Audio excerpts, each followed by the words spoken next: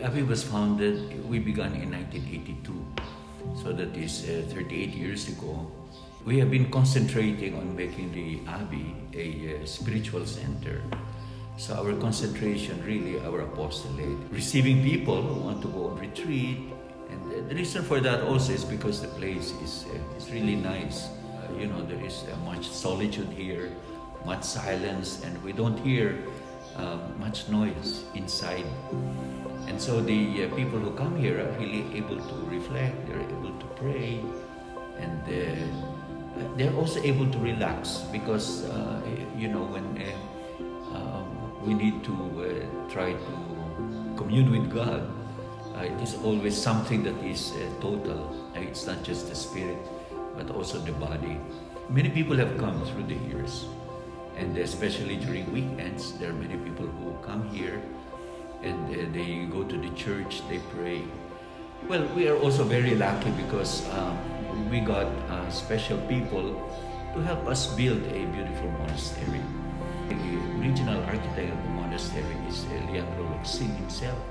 The reason also why it's been misunderstood that our church looks like a pyramid.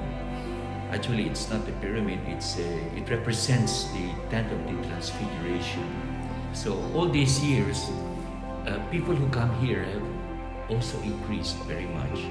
So much so that sometimes we cannot accommodate everybody. Our facilities were quite limited. So we asked some people to help us build new facilities, added rooms, so that we can accommodate more people. But normally when people come here, they have to reserve really, especially if they come on weekends. Because I say that's the time when many people come. And people come not only from Malaybalay, but from all over. So we have from Davao, Cagayan de Oro, sometimes even as far as Jensen. It has affected us very much because we have been so used these past years to having many people here. This place is overflowing with people who want to pray and people who go for visita iglesia, you might say. Slowly, we have tried to improve, put on all the safeguards and precautions that have been dictated by the government.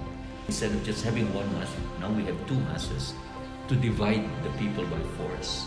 We had to remove 265 chairs.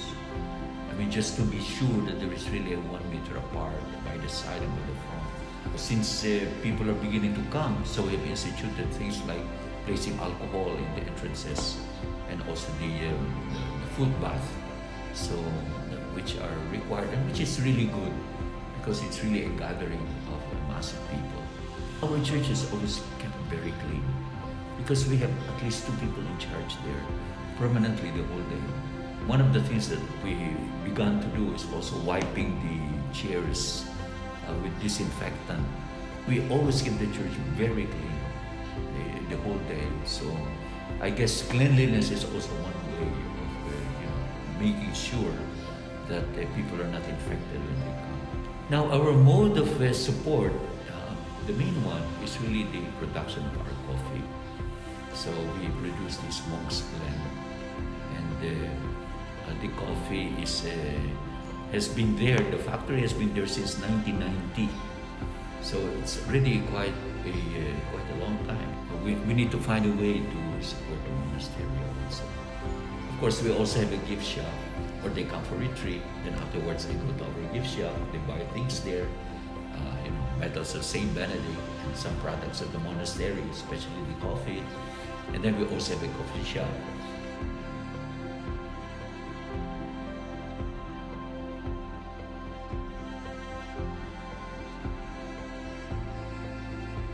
What we're experiencing is a very unusual time, and lockdown is not a very easy experience. And the people need also to feed their spirit and to try to understand what is really going on. 4 months of a very strict lockdown, I am sure the people also want to pray. You cannot just rely on televisions, on TV mass or radio, but you want to go to church yourself. And I'd like to say that people are welcome to come. Now that the church is okay, and it's safe to come in. People may come and pray and have some peace and quiet, and also to see the beauty of the expanse of creation here, and feel the presence of God when they find themselves in a place like ours.